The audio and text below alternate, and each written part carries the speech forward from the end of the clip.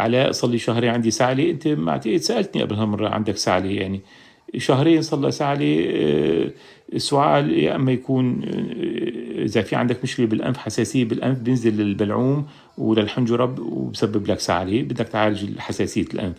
ممكن يكون سعلة من سعلة، إذا سعلة جافة طبعا، إذا سعلة جافة سعال صدري حنجرة أو صدري جاف، هذا تحسس. وعلاجه هو علاج مثل الربو يعني. لو ما في ضيقة نفس بتاخد بخاخ فيه كورتيزون وموسع قصبات، وممكن تاخد مضاد الحساسية، مضاد الهستامين. إذا سعلة وبلغم، في بلغم عم بطلع مع السعلة، إذا كنت مدخن، هاي من أعراض بداية التهاب القصبات المزمن يعني.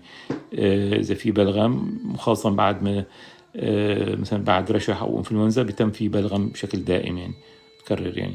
فهي الأسباب.